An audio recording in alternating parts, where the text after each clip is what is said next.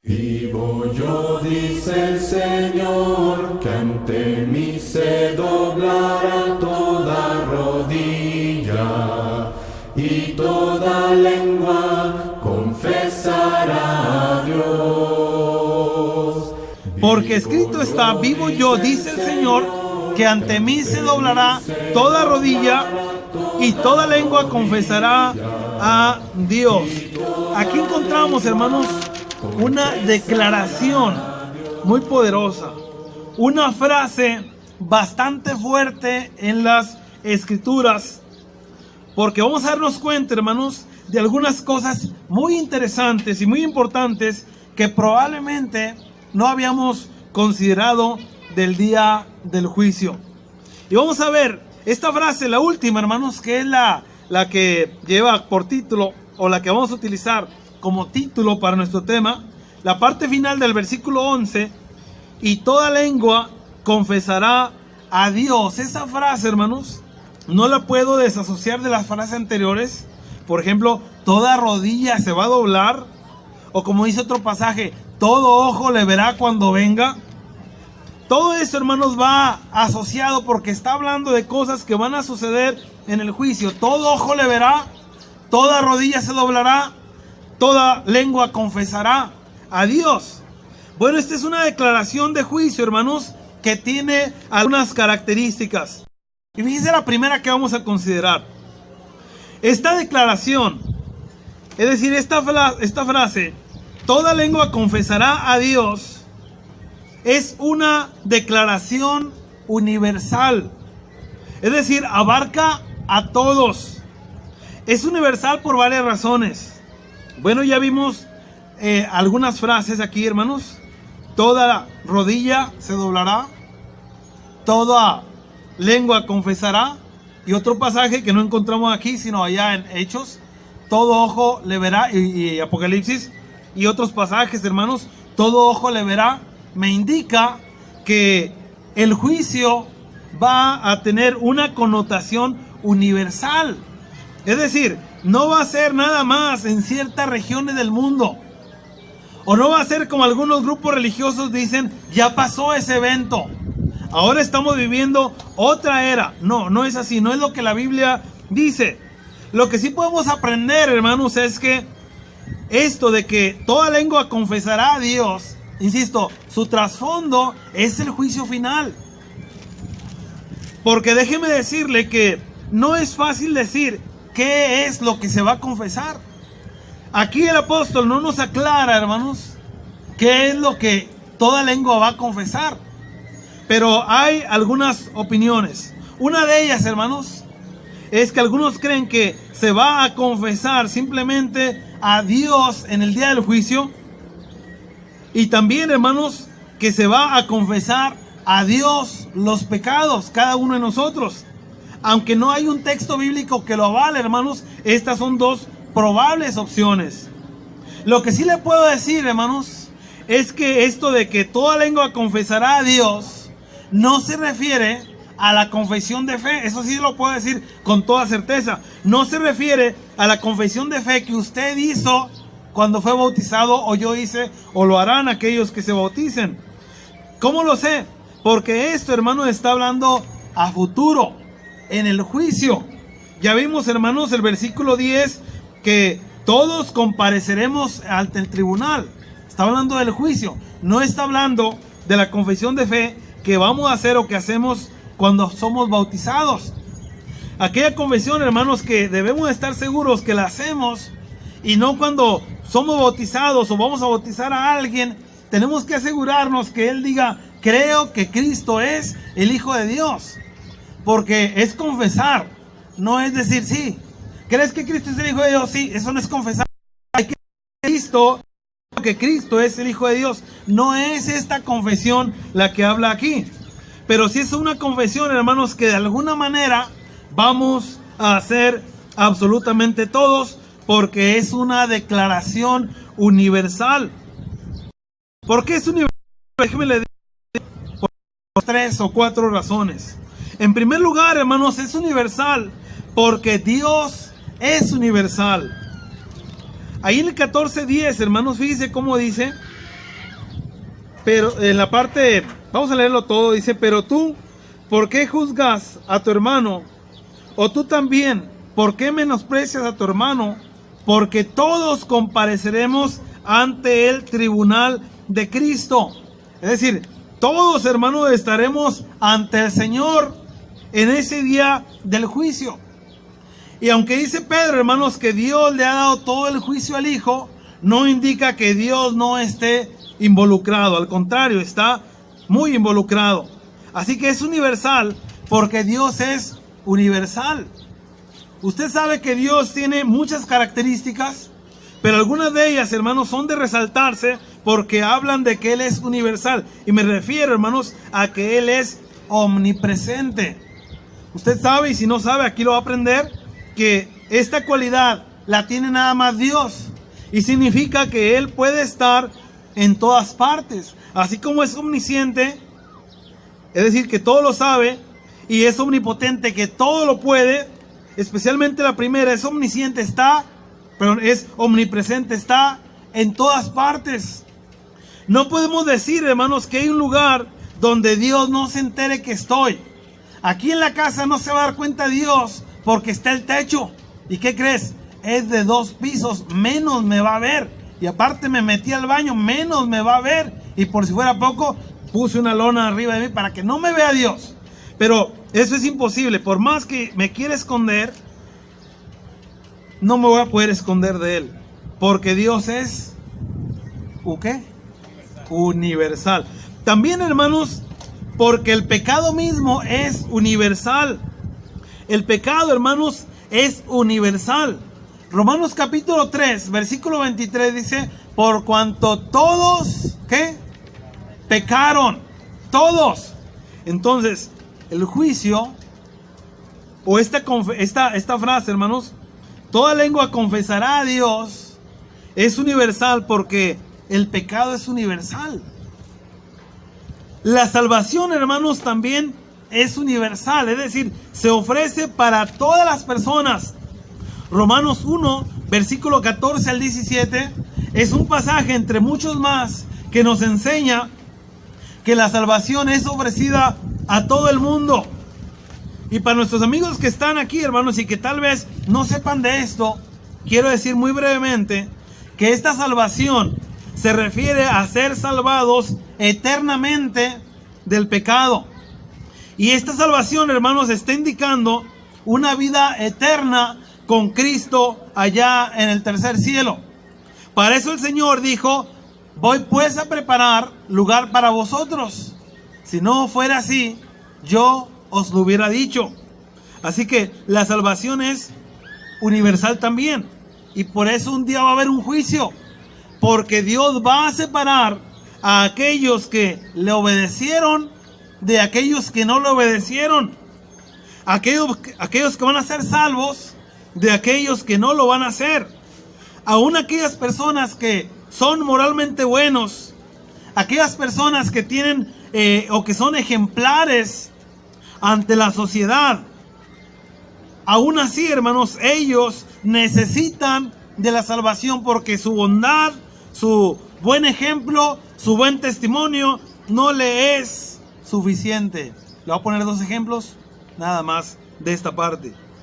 El etíope eunuco en Hechos 8, hermanos, usted se debe acordar, había ido a Jerusalén de paseo, había ido a Jerusalén de compras. ¿O a qué había ido? ¿Quién se acuerda? ¿A qué había ido? Había ido a Jerusalén, ¿a qué? A adorar. Este era un hombre, hermanos, que adoraba a Dios. De otra manera dicho, era un hombre bueno. Pero Felipe, porque el Espíritu le dijo, ¿verdad? Ve y júntate a ese carro, háblale el evangelio a aquel hombre. Y le habló. Y cuando se dio cuenta Felipe que este hombre había ido a Jerusalén a adorar, Felipe no le dijo, no, pues tú estás bien delante de Dios, pues ya me voy a bajar, que te vaya bien, Dios te bendiga. No, le anunció el evangelio de Jesús a partir de Isaías capítulo 53. Pero no crea que Felipe le dijo, mira, vamos a abrir la Biblia en Isaías 53. Porque para entonces la Biblia no estaba dividida en capítulos ni versículos.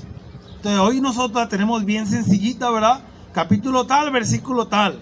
Y a veces le hacemos versículo 5a, 5b o 5c para ubicarnos más y mejor en tal o cual punto que estemos nosotros viendo.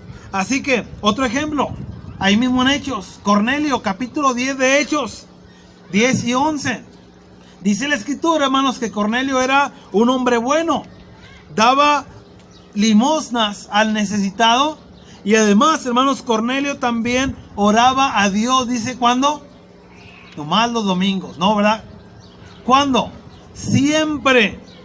Entonces, podríamos decir que tal vez Cornelio oraba mejor que algunos de nosotros, o más veces que algunos de nosotros probablemente, porque aquí dice que Cornelio oraba a Dios siempre, pero aún Cornelio requirió que se le hablara del evangelio y después fue bautizado con todos los de su casa, que de aquí emana lamentablemente bajo un mal entendimiento que cuando tú te bautizas también tu familia va a ser salva.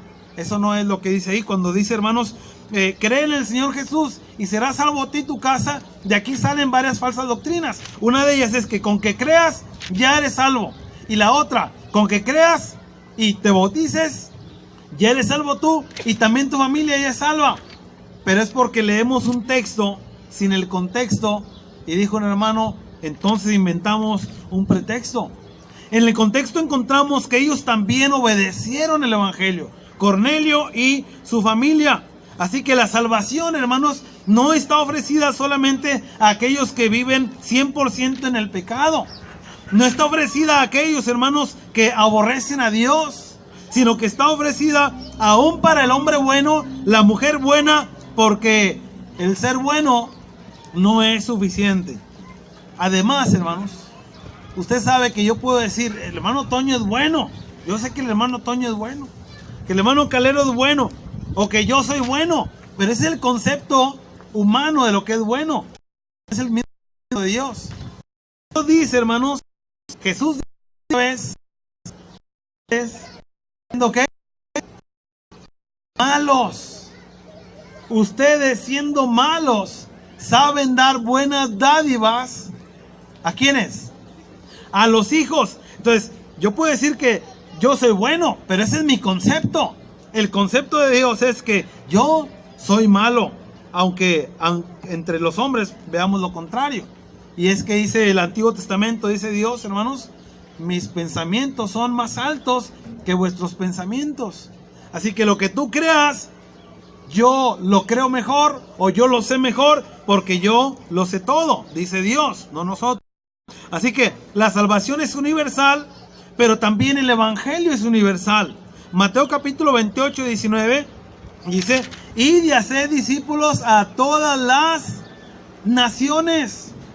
Porque Dios sabe, hermanos, que todas las naciones van a comparecer ante el tribunal de Cristo.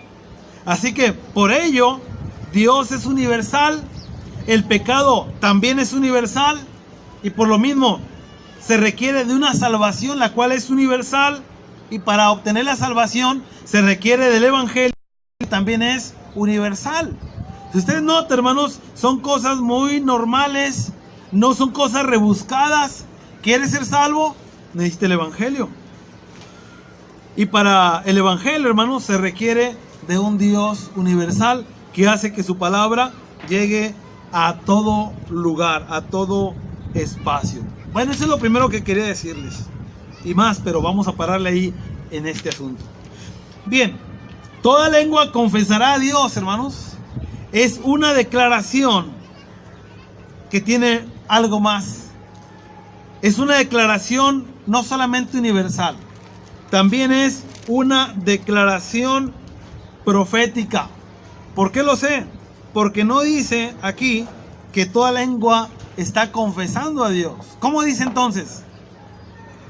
Confesará, tiempo futuro. El otro domingo, la otra campaña. No. Ya vimos, hermanos, que el contexto dice en el día del juicio. Todo el mundo confesará a Dios. Así que esta es una declaración profética. Y Isaías capítulo 45, versículo 23, para que lo apunte por ahí, hermanos, es el texto que al cual está Pablo recurriendo, y lo toma y lo pone en Romanos, obviamente inspirado por Dios. Y esto es algo, hermanos, maravilloso, porque algunos enseñan, y creo igual, que Isaías capítulo 45, 23, es decir, el Antiguo Testamento ya estaba profetizando un juicio final. No fue esto de hechos en adelante, sino ya estaba profetizado. Es tiempo futuro. En el Antiguo Testamento era futuro. Hoy sigue estando en el futuro. Pero ¿cuánto tiempo en el futuro? No lo sé. Usted no lo sabe. Porque dice la Escritura, hermanos, que el Señor no retarda su promesa. Según algunos, la tiene por tardanza. Sino que es paciente para con nosotros, no queriendo que ninguno perezca, sino que conocemos el texto, ¿verdad? Que todos procedan al arrepentimiento. Pero yo soy bueno. Acuérdense, ya vimos que es el concepto humano, no es el concepto de Dios. Así que está en el futuro. En el Antiguo Testamento, hermanos, se cree que hay 333 profecías que hablan directa o indirectamente de Cristo. Y una profecía, hermanos, es simplemente algo que se habla con anticipación y que va a suceder después. Pero no es como esto. Miren, les voy a profetizar que cuando la suelte se va a caer. Eso no, ¿verdad? Mira, el hermano es profeta porque lo dijo desde antes y se cumple cada rato que lo dice, se cumple. No, esa es una ley que ya ha puesto Dios, que se llama ley de la gravedad. Así es que no inventen, dicen los jóvenes, ¿verdad? Aquí encontramos, hermanos, por mencionarle algunas, nada más, por mencionarle algunas profecías, el Salmo 22, entre otras cosas, habla de las heridas que iba a sufrir el Señor. Y dice ahí el Salmo, capítulo 22, horadaron, es decir, perforaron mis manos y mis pies. Y ahí mismo, hermanos, hay una profecía de que sus huesos no se iban a quebrar ninguno. Contar puedo todos mis huesos, es decir, ahí están completos, está cumpliendo lo que ya la Escritura dice, o más bien, lo estaba anunciando y se cumple allá en los evangelios. Y otras cosas más, dice, me han rodeado fuertes toros, ¿verdad? Y dice, perros me han rodeado, perdón. Y dice, fuertes toros de Basán, etcétera. Todo lo que es las heridas del Señor, o algunas cosas al menos, están resumidas en profecía en el capítulo 22 del libro, o más bien de los Salmos. También, hermanos, por mencionar otra más, Miqueas capítulo 5, versículo 2, profetiza la ciudad de donde el Señor iba a nacer. Y Miqueas, hermanos, lo ve desde un punto de vista diferente a como lo ve uno de los evangelistas. Miqueas dice, hablándole a la ciudad de Belén, dice, pero tú, Belén Efrata, pequeña para estar entre las familias de Judá. Y esa parte, nótelo bien. Pero tú, Belén Efrata, pequeña, dice, pequeña para estar entre las familiotas de Judá. Es decir, Belén era una ciudad pequeña, que no significaba gran cosa, excepto porque ya antes había nacido David, pero no pasaba de eso. David ya no estaba ahí.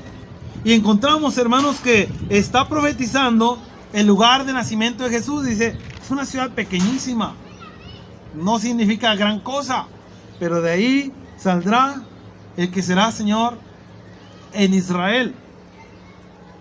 Entonces, esa es una más, hermanos. Pero uno de los evangelistas, si mal no recuerdo, Lucas, dice, no eres la más pequeña, no eres la más pequeña. Tal vez en tamaño sí, pero eres grande. Tú no eres la más pequeña, porque de ti saldrá el que será Señor, o el que será guiador de Israel. En Génesis capítulo 49, versículo 10, habla en profecía de la tribu de la cual el Señor iba a venir.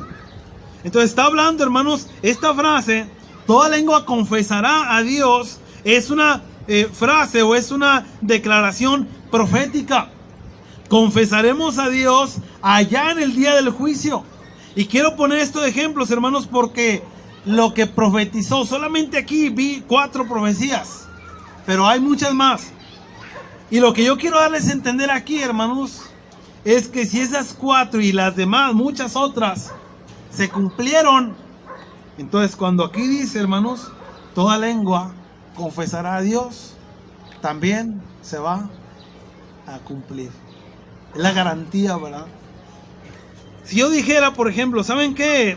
Si me invitan el otro domingo a predicar, voy a traerle 1 kilo de carne a todos, 1 kilo para cada uno. No, por favor, 1 kilo a cada quien. Imagínense eso. Hasta van a venir más, ¿verdad? Pero ya llego y, ay, ¿saben qué? Se me olvidó lo de la carne. Con tal de que me invitaran a predicar, ¿verdad? Pero otro domingo vengo, pero invítenme y sí les traigo su kilito de carne. Llego el otro domingo y, ay, se me olvidó otra vez. Invítenme para el otro domingo, sí les las traigo. No, hombre, no te vamos a invitar. ¿Por qué? Porque no eres hombre de palabra. Si ya no cumpliste las otras 2, pues esta tampoco nos vas a cumplir. Bueno, pero si cumpliste las otras 2, yo estoy seguro que si la vuelves a prometer el otro domingo, otra vez me vas a traer el kilo de carne. Esto lo digo, hermanos, porque si nosotros viéramos profecías que no se cumplieron, entonces no tendríamos la certeza de que un día toda lengua, incluyendo la suya y la mía, confesará a Dios. Esta es una declaración profética. Hay otras profecías, por ejemplo, Ciro fue profetizado 200 años antes de su nacimiento, e Isaías incluso lo menciona por nombre en Isaías capítulo 44, versículos 24, 27 y 28. La profecía incluía, hermanos, la libertad que iba a dar Ciro a Israel cuando estaba esclavo allá en Babilonia, y le dice: vayan, reconstruyan su ciudad, reconstruyan el templo, tienen toda la autorización de ir y hacerlo. Y muchos se fueron, pero muchos también se quedaron. No los obligó Ciro. Sin embargo, hermanos, se cumplió la profecía que se había mencionado. La profecía incluía todo esto, hermanos. Un escritor llamado Heródoto dijo o escribió por las épocas o posteriores, pero muy reciente a ella, el ejército desvió del río Éufrates que cruzó la gran ciudad de Babilonia. Todos los judíos regresaron a su tierra, es decir, a Jerusalén, y reconstruyeron su ciudad y el templo. Esa última frase ya la vemos en la historia, ¿verdad? Bien, así que esta es una declaración profética de que toda lengua confesará a Dios. Toda lengua, hermanos. El día de ayer tuvimos una gran fiesta en la congregación. La abuelita aquí de la hermana Cheli, que la confundo con su prima a veces. La abuelita de Cheli cumplió ayer 90 años de edad. Qué bonito, ¿verdad? No sabemos si vamos a llegar ahí, pero ella ya llegó. ¿A qué quiero llegar con esto? La hermanita tiene una hija sordomuda. Ella no puede hablar con su boca. Y me pidió la hermana Marisela que grabara el evento con la camarita que traigo. No creo que nada profesional ni nada por el estilo. Me acerqué con cada hijo de ella para que dijera unas palabras para su mamá. Pero ¿qué voy a hacer con Marlene? De pronto se me ocurrió. Pues Marlene también dijo unas palabras con su manera de hablar, hermanos. Y ya me traduce su hermana. Dice esto y esto. Algo muy breve. Pero ella también va a confesar en aquel día. Ella, hermanos, ¿cómo lo hará? No lo sé. Dios sabrá. En realidad, hermanos, otra de las posibilidades de esta confesión es que simplemente vamos a reconocer a Dios. Esto, hermanos, déjenme le digo algo también bastante interesante, muy, muy interesante. No se limita esta frase a los cristianos. No, pues es bien fácil que los cristianos confesemos a Dios en aquel día. No se limita a usted y a mí o a los que hemos creído en todas las edades de la Biblia o de los tiempos, hermanos, sino que se refiere a todos, aún aquellos que no han creído. ¿Sabe qué van a hacer los ateos en aquel día? Van a confesar a Dios. Aquel que no cree, aquel que no quiere nada con Dios, va a confesar. a Dios. Es decir, va a confesar algo que la Biblia no me ha dicho exactamente qué es, pero va a reconocer de alguna manera que Dios, hermanos, es real, que es todopoderoso y que tiene el poder. Si es todopoderoso, tiene el poder de enviarme a un lugar en el cual yo no quiero ir, que la Biblia llama infierno, que la Biblia llama prisiones de oscuridad antes de ir al infierno, que es el Tártaro, y después ir al infierno. Que también el infierno, hermanos, le llama el lago que arde, ¿con qué? Con fuego y azufre. Y de otras maneras más, hermanos, que le llama. Dios tiene ese poder para enviarme allá, pero ni siquiera va a usar ese poder para enviarme allá. ¿Sabe por qué? Porque dice la Escritura, el que no cree ya está condenado. No va a necesitar nada de poder Dios para enviarme allá. Yo solo me voy a ir ahí si yo no obedezco a nuestro Dios. Así que encontramos que esto es una declaración profética y va a suceder. Usted lo va a hacer, yo lo voy a hacer, los sordomudos lo van a hacer, los que les cortaron la lengua lo van a hacer. Y lo mismo aplica cuando la Biblia dice, los acaba de decir en el versículo 11, toda rodilla se va a doblar. ¿Qué va a pasar con aquellas personas que no tienen piernas? De alguna manera Dios lo va a hacer. Y también, hermano, se cumple cuando dice que todo ojo le verá. Volviendo a Shelly, ella tiene un tío, no sé si lo conoció, pero seguramente ha oído hablar de él, el hermano Dagoberto. El hermano Dagoberto García no era invidente. Él no tenía ojos. Es decir, tenía solo sus cuencas. Cuando venga Cristo, hermanos, el hermano Dagoberto lo va a ver. ¿Cómo? No lo sé, usted no lo sabe. Pero de alguna manera, Dios va a obrar para que eso suceda. Oiga, hermano, ¿y qué va a pasar con aquellos que se los comió un tiburón? También lo van a ver. También sus rodillas se van a doblar. También su lengua lo va a confesar. De una o de otra manera. Insisto que esto es una declaración profética, hermanos, porque de que se va a hacer, se va a hacer. Algo más. Me dijeron que el tiempo que fue necesario, pero no me voy a alargar mucho. Esta también, hermanos, es una declaración segura. Vamos otra vez, hermanos, a Romanos capítulo 14. Fíjese cómo empieza la frase. Dice, porque escrito está. Ahí viene la siguiente parte. Lea conmigo solo las primeras dos letras. Si lo quiero oír. ¿Cómo dice? Vivo yo. ¿Sabe qué significa eso? Eso significa seguridad. Seguridad. ¿Cómo lo sé? Bueno, esa parte, hermanos, significa que hay seguridad de lo que va a pasar. Dicho de otra manera, Dios dice, por mi cuenta corre que toda lengua confiese a Dios. Yo de eso me encargo. No, hombre, yo me voy a tapar la boca. No va a poder conmigo. Yo me encargo de ello. No te preocupes. Yo me encargo. Es decir, de mi cuenta corre que tú vas a confesar a Dios allá en el día del juicio. Bien. También puede significar, o más bien una posible traducción sería la siguiente. Tan cierto es que vivo yo, como tan cierto es que toda lengua va a confesar. No es una frase, hermanos, exclusiva de Romanos capítulo 14. También lo encontramos, hermanos, en otros pasajes. Por ejemplo, en Ezequiel 33:11, Ezequiel 5:11, Ezequiel 14:16, entre otros pasajes del mismo Ezequiel, utiliza una frase similar. Vivo yo que va a pasar esto. De mi cuenta corre. Así va a ser. Así que esto de toda lengua confesará a Dios es una declaración. Es una declaración segura. Es decir, de que sucede, sucede. Tampoco es exclusiva de Ezequiel, hermanos. También en Primero de Reyes, capítulo 17:1, Segundo de Reyes 2:2, Números 14:28, Jeremías 22:14 y 46:18 son tan solo algunos pasajes donde Dios utiliza esta frase y está diciendo: de mi cuenta corre que tal o cual cosa suceda.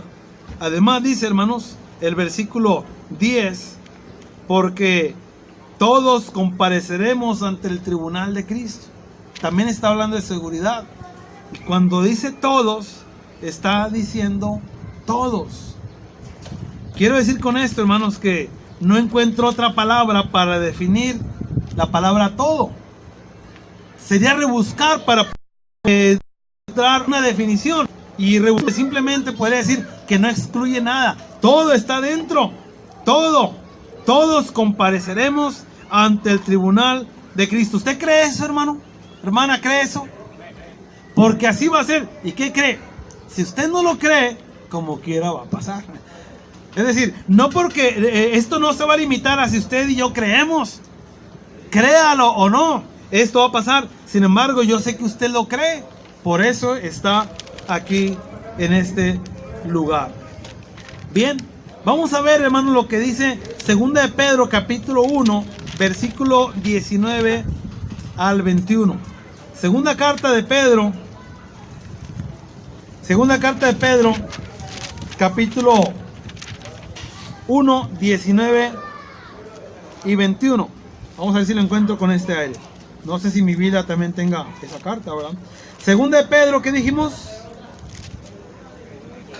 1, 19 al 21.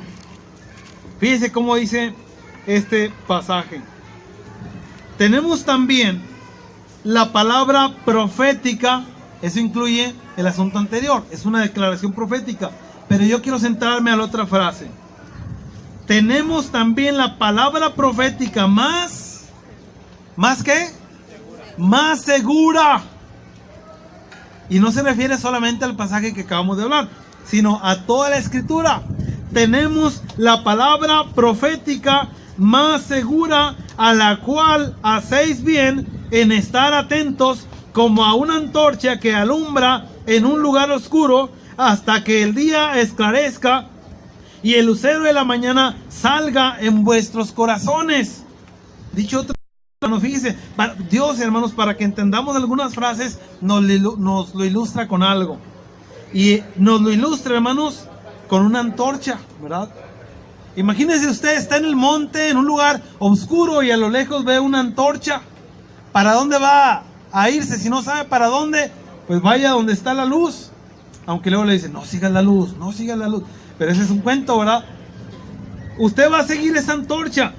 Pero dice aquí, hermanos, que debemos nosotros, hermanos, acercarnos a esa palabra profética que es más segura. Note una vez más, tenemos también la palabra más segura, profética más segura, a la cual hacéis bien, ¿en qué, hermanos? Estar atento. Es decir, esté usted atento a la palabra como a una antorcha encendida. Es decir, enfóquese a la Biblia, ponga su enfoque en ella, no en las cosas que no sirven. Muchas veces, hermanos, pasamos, o casi todo el tiempo pasamos muchas más horas en el celular, en la computadora, que en leer las escrituras. Sí, hermanos, es que yo la leo en la Biblia, ahí en el celular. No, es que yo lo leo mucho en la computadora. Pero no creo, ¿verdad? Yo no dudo que sí la lea. Pero pasamos mucho más tiempo en otras cosas. Mandando mensajitos, leyendo mensajitos, viendo películas, oyendo música. Y ya vi varias sonrisas. Ay, como que el hermano me tiene una camarita en la casa y se dio cuenta. Pero no ponemos nuestro enfoque a la palabra de Dios, a esta palabra profética más que, hermanos, más segura. Así que, hermanos, toda lengua confesará a Dios. Es algo, hermanos, que Pablo nos ha enseñado aquí, hermanos, y hemos visto que esto es lo siguiente. Es una declaración, obviamente, de juicio, hermanos. Está hablando del día de juicio. Es una declaración universal. Toda lengua, toda rodilla, todo ojo. Es una declaración universal. También vimos, hermanos, que es una declaración profética. Es decir, ya se dijo y se va a cumplir. Hoy en día hay una frase, ¿verdad?, muy común. Se tenía que decir y se dijo, ¿verdad? Bueno, se tenía que decir y lo dijo Dios y se va a cumplir. También vimos, hermanos, que es la palabra profética más segura. Así que, hermanos, usted y yo un día vamos a confesar a Dios. Usted y yo un día vamos a reconocer a Dios. Creo que estamos aquí porque ya lo reconocemos. Eso creo, ¿verdad? Pero a lo mejor no lo reconocemos del todo. Porque no me gusta venir mucho los domingos. Entre menos domingos venga mejor. Entonces no lo hemos reconocido, ¿verdad? ¿En qué nos damos cuenta, hermanos, que no lo hemos reconocido? En que, ay, la ofrenda, pues lo más poquito que des es mejor.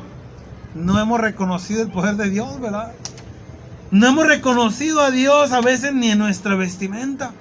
A veces pensamos, no, para mí lo principal es Dios.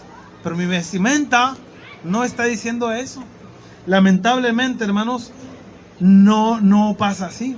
Podemos decir lo que queramos, pero a veces, hermanos, nuestra vida en vestimenta, en la ofrenda, en nuestra asistencia y en muchas otras áreas de la vida nos están indicando que no estoy todavía reconociendo que Él es Dios, que Él es el Todopoderoso.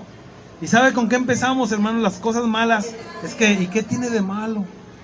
¿Qué tiene de malo una cervecita? Pues una no es ninguna, y dos apenas es una, ¿verdad? ¿Qué tiene de malo que yo ponga, la mujer, mi vestido, mi falda arriba de la rodilla? No estoy enseñando nada, pero te sientas y va para arriba. Y no te das a sentar y cruzas la pierna y va más para arriba. Porque a veces no hemos reconocido a Dios. O simplemente, hermanos, cada uno de nosotros, al llegar impuntuales a la congregación, es porque a veces no hemos reconocido a Dios. Pero ¿sabe qué?